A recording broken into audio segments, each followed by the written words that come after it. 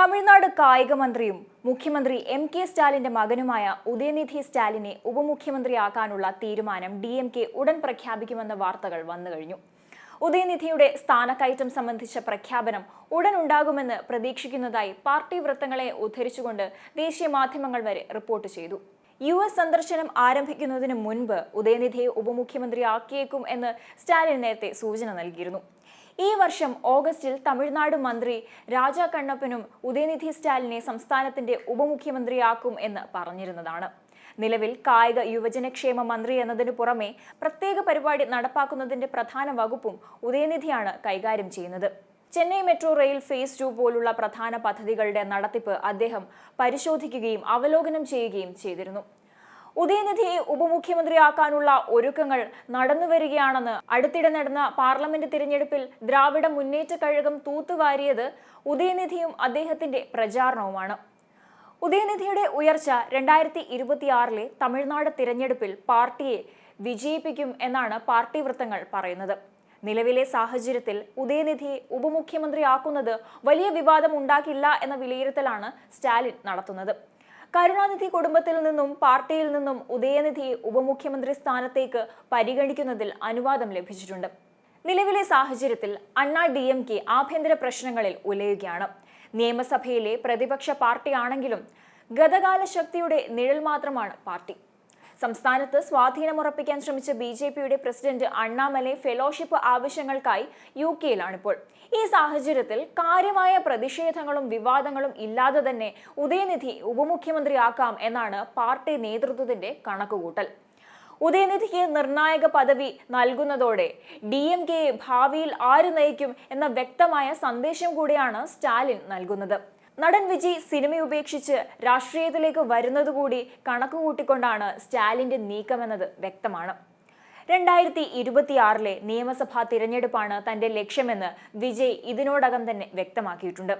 നടൻ കൂടിയായ ഉദയനിധി സ്റ്റാലിനും ഉപമുഖ്യമന്ത്രിയാകുന്നതോടെ സിനിമ പൂർണ്ണമായി ഉപേക്ഷിക്കും. അങ്ങനെയെങ്കിൽ 2 സിനിമാ താരങ്ങളുടെ രാഷ്ട്രീയ പോരാട്ടത്തിനും കൂടിയായിരിക്കും തമിഴ്നാട് വരും നാളുകളിൽ സാക്ഷ്യം വഹിക്കുക. നിലവിൽ സംസ്ഥാനത്തെ ഏറ്റവും സ്വാധീനമുള്ള പാർട്ടിയാണ് DMK. ഇക്കഴിഞ്ഞ ലോക്സഭാ തിരഞ്ഞെടുപ്പിൽ സംസ്ഥാനത്തെ 39 സീറ്റിലും DMK സഖ്യമാണ് ജയിച്ചത്. 22 സീറ്റിൽ മത്സരിച്ച DMK 22 സീറ്റിലും ജയിച്ചു. BJPയും അണ്ണാ DMKയും എല്ലാം നിഷ്പ്രഭമായി. ഈ വിജയത്തിന്റെ പൊലിമയിൽ തന്നെ പാർട്ടിയിലെ തലമുറ മാറ്റമാണ് സ്റ്റാലിൻ ലക്ഷ്യമിടുന്നത്. നിലവിൽ സംസ്ഥാന സർക്കാരിനെതിരെ കാര്യമായ വിഷയങ്ങൾ ഉയർത്തിക്കൊണ്ടുവന്ന് പ്രതിഷേധം നടത്താൻ BJPക്കും അണ്ണാ DMKയ്ക്കും സാധിക്കാറില്ല. ആ ഒരു ഒഴിവിലേക്കാണ് വിജയ് തന്റെ പാർട്ടിയുമായി എത്തുന്നത്. നേരത്തെ തദ്ദേശ തെരഞ്ഞെടുപ്പിൽ വിജയ് ഫാൻസ് എന്ന പേരിൽ മത്സരിച്ചവർ വിജയിച്ചിരുന്നു.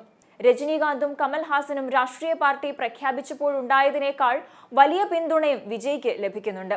ഇതെല്ലാം ചേർത്ത് വായിക്കുമ്പോൾ ഭാവിയിൽ ഉദയനിധി സ്റ്റാലിനും വിജയും തമ്മിലായിരിക്കും സംസ്ഥാനത്തെ രാഷ്ട്രീയ പോരാട്ടം എന്നത് വ്യക്തമാണ്. അതേസമയം ചെറുതെങ്കിലും കുടുംബാധിപത്യ രാഷ്ട്രീയം എന്ന വിമർശനം ഉദയനിധി സ്റ്റാലിന്റെ സ്ഥാനാരോഹണ വാർത്തകൾക്കിടയിൽ പ്രതിപക്ഷ കക്ഷികൾക്കിടയിൽ നിന്ന് ഉയരുന്നുണ്ട്. BJPയും അണ്ണാ DMKയും പാർട്ടിയിലെ കുടുംബാധിപത്യത്തെ ചോദ്യം ചെയ്തു. DMKയെ AIADMK വിശേഷിപ്പിച്ചത് രാജവംശ പാർട്ടിയുടെ ഉത്തമ ഉദാഹരണമെന്നാണ്. സ്റ്റാലിൻ എത്ര വലിയ നുണയനാണെന്ന് ഇത് വ്യക്തമാക്കുന്നുവെന്ന് AIADMK വക്താവ് കോവൈ സത്യൻ പറഞ്ഞിരുന്നു. തന്റെ മകനും മരുമകനും രാഷ്ട്രീയത്തിൽ ഇറങ്ങില്ലെന്ന് 2018 സ്റ്റാലിൻ പറഞ്ഞിരുന്നതാണ്. ഇപ്പോൾ എന്താണ് സംഭവിച്ചതെന്ന് നോക്കൂ. DMK ഒരു രാജവംശ പാർട്ടിയുടെ ഉത്തമ ഉദാഹരണമാണ്. DMKയിൽ ജനാധിപത്യമില്ല എന്നും ഒരു കുടുംബത്തിന് മുഴുവൻ അധികാരവും നൽകുന്നത് സംസ്ഥാനത്തിന് നല്ലതല്ല എന്നും അദ്ദേഹം ചൂണ്ടിക്കാട്ടി.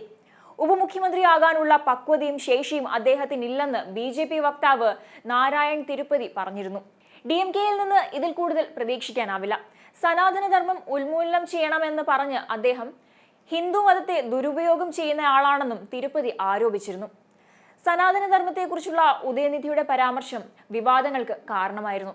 ഇതിനെ തുടർന്ന് DMKയെ ഹിന്ദു വിരുദ്ധ പാർട്ടിയെന്ന് BJP വിശേഷിപ്പിക്കുകയും ചെയ്തിരുന്നു. കഴിഞ്ഞ വർഷം സെപ്റ്റംബറിൽ സനാതനധർമ്മം ഉന്മൂലനം ചെയ്യണമെന്ന് ഉദയനിധി പറഞ്ഞിരുന്നതാണ്. ഇത് വലിയ വിവാദങ്ങൾക്ക് കാരണമായെങ്കിലും DMK യുവജന വിഭാഗം സെക്രട്ടറി കൂടിയായ ഉദയനിധി തന്റെ നിലപാടിൽ ഉറച്ചു നിൽക്കുകയും കേസുകൾ നിയമപരമായി നേരിടുമെന്ന് പ്രഖ്യാപിക്കുകയുമായിരുന്നു ചെയ്തത്. എന്തായാലും ഉദയനിധി സ്റ്റാലിൻ ഉപമുഖ്യമന്ത്രിയാകുന്നതോടെ തമിഴ് രാഷ്ട്രീയത്തിൽ വലിയ മാറ്റങ്ങളായിരിക്കും സംഭവിക്കുക.